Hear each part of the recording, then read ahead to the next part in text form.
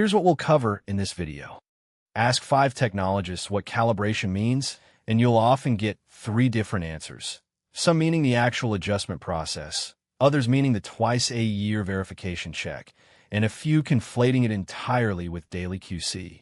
This confusion is one of the most common sources of accreditation citations in clinical labs.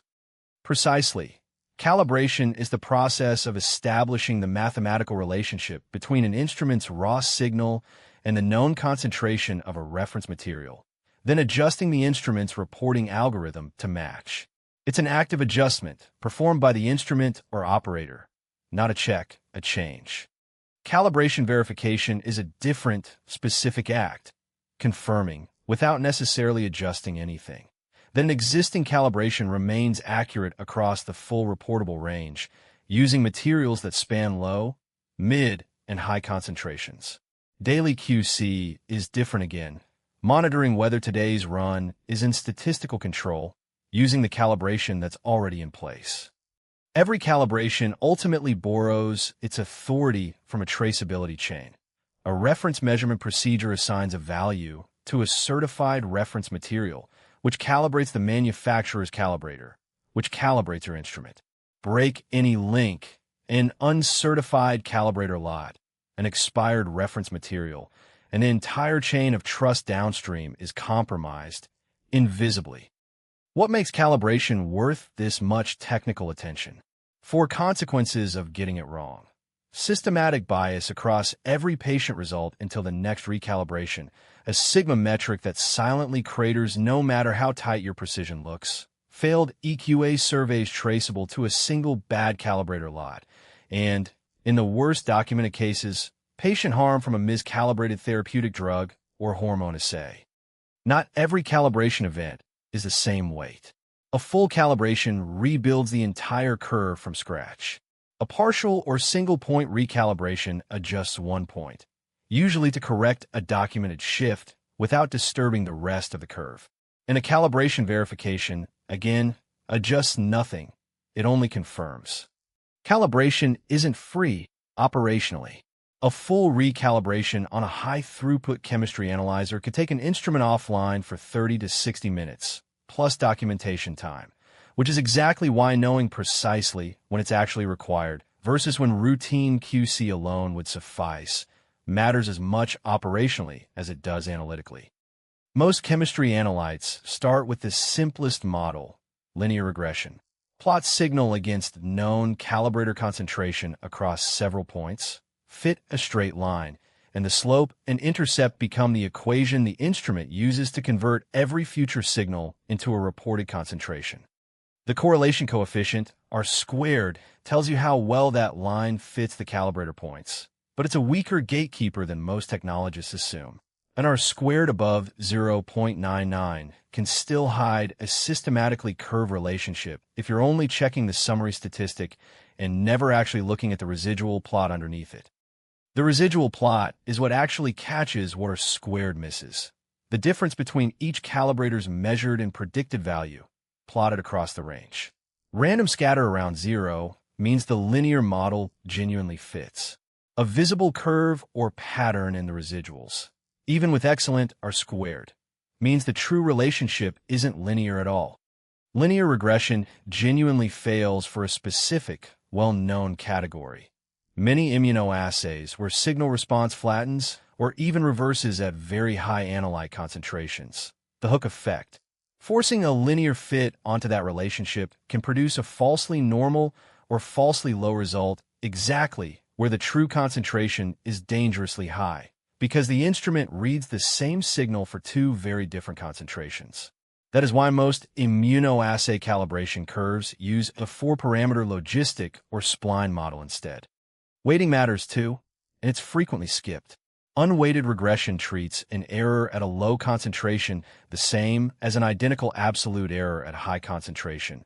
But clinically, a 2-unit error at a low, decision-critical concentration matters far more. Weighted regression, weighting more heavily at clinically important low concentrations, is standard practice for exactly this reason. Building a defensible curve in practice. Use the manufacturer-specified minimum number of calibrator levels, never fewer. Span the full clinically reportable range, not just the mid-range. Inspect the residual plot every time, not just the R-squared. And re-verify linearity whenever a new reagent or calibrator lot is introduced, not just at the routine schedule.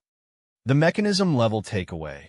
A calibration curve is a statistical model, and every statistical model has assumptions worth checking. Linearity, weighting, and range, not a black box you trust because the instrument accepted it. Quick pause. If this level of technical detail is useful for your quality program, subscribing keeps this series going. CLIA doesn't leave calibration frequency to guesswork. 5 specific triggers demand it regardless of your routine schedule. A full reagent lot change, major preventive maintenance, or a critical part replacement, a QC result outside acceptable limits with no other explanation, manufacturer-specified interval expiration, and, at minimum, every 6 months for calibration verification specifically. 2 related terms get conflated constantly here too. The analytical measurement range is what your instrument can directly measure without dilution established during calibration. The clinical reportable range extends beyond that using validated dilution protocols, meaning a result can be clinically reportable even when it required a dilution step your original calibration curve never directly covered. That distinction matters every time you release a result above the AMR. The verification protocol itself is standardized. Select materials at the low, mid, and high ends of the reportable range, ideally spanning any clinically important decision points. Run each in duplicate or triplicate. Compare the mean recovered value against the expected value. Document % recovery against your predefined acceptance criteria, typically within the analyte's total allowable error. Quick pause. If this breakdown is helping you, take a second to hit like and subscribe. It genuinely takes a lot of effort to make videos like this, and your support keeps them coming. Acceptance itself comes down to one calculation, run at each level. % recovery, the measured value divided by the expected value, times 100. Most labs set acceptance at within the analyte's total allowable error of 100% recovery, a 92 to 108% window for an analyte with an 8% T, for instance. One nuance worth flagging. Verification materials don't have to be the manufacturer's own calibrators, and in fact shouldn't be, wherever possible. Using an independent, commutable material avoids simply confirming that the instrument agrees with itself. This is the same commutability principle that governs EQA material selection, applied here to your own internal verification. Carrying forward, calibration frequency isn't a fixed calendar entry. It's a response to 5 specific triggers, and verification exists specifically to catch what routine QC, by design, cannot. Calibration doesn't fail suddenly. Usually, it drifts. Plotted across weeks, a slowly climbing or falling QC mean, even while staying inside acceptable limits run to run, is the earliest visible signature of a calibration slipping out of true, well before it crosses the hard rejection threshold.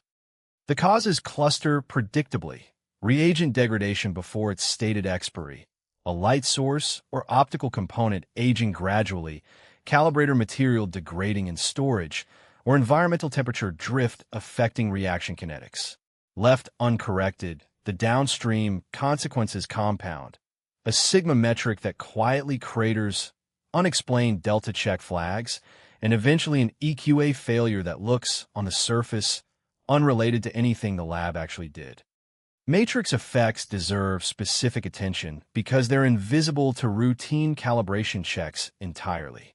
A calibrator prepared in a stripped or artificial matrix can calibrate perfectly against itself while still producing biased results on real patient serum, plasma, or urine.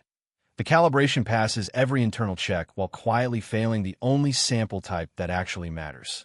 A technical scenario, not a patient one. A chemistry section notices sigma on their lipase assay has fallen from 4.8 to 3.1 over 2 months, with no single QC rule violation triggering along the way, exactly the slow drift pattern that a rule-based rejection system, by design, is slow to catch.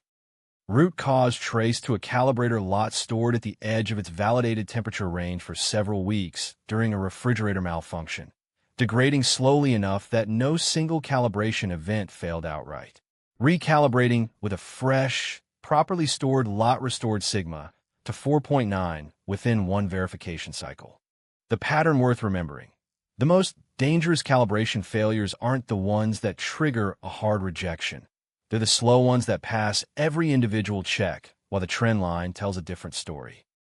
Catching drift early is itself a statistical design choice. A simple moving average of QC means catches gradual drift eventually, but with real lag. CUSUM, cumulative sum control charting, accumulates small deviations over time and flags a sustained shift far faster than a standard Levy-Jennings chart alone, precisely because it's built to detect exactly this slow creep pattern. One more thing. If your lab has a calibration scenario worth breaking down, drop it in the comments. Building this into daily practice. Document every calibration event against its specific trigger, not just a routine schedule entry. Inspect residual plots, not just are squared every time. Verify with independent, commutable material wherever possible. And plot QC means over time specifically to catch drift, not just individual rule violations.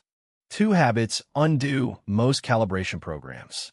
Treating a past calibration verification as permanent until the next scheduled event, rather than continuing to watch QC trends in between. And using the manufacturer's calibrator as your only verification material, which checks internal consistency but never independently confirms trueness. This connects directly back to sigma-based QC design. A genuinely high sigma method can often justify a longer verification interval within regulatory limits, while a marginal sigma method may need more frequent checks than the regulatory floor.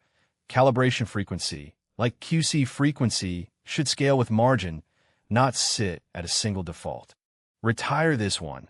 Passing calibration verification does not mean the calibration is guaranteed accurate until the next scheduled check. Drift can begin the day after a pass verification, which is exactly why daily QC trending, not just the twice-yearly checkpoint, is what actually protects you in between. Calibration is the foundation every other quality process in this series stands on. Sigma metrics, Westgard rules, and EQA performance all ultimately reflect how well that underlying curve still matches reality. Build it carefully, verify it independently, and watch it continuously, not just on the day it's scheduled. Final recap.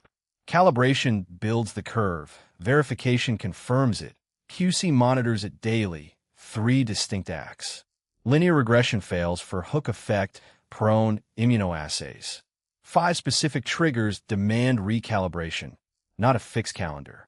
And the most dangerous drift passes every individual QC rule, while the trend line tells the real story. Here are the key references and sources for this video. Thanks so much for watching. If this helped, like the video and subscribe for more clear, simple explainers, and I'll see you in the next one.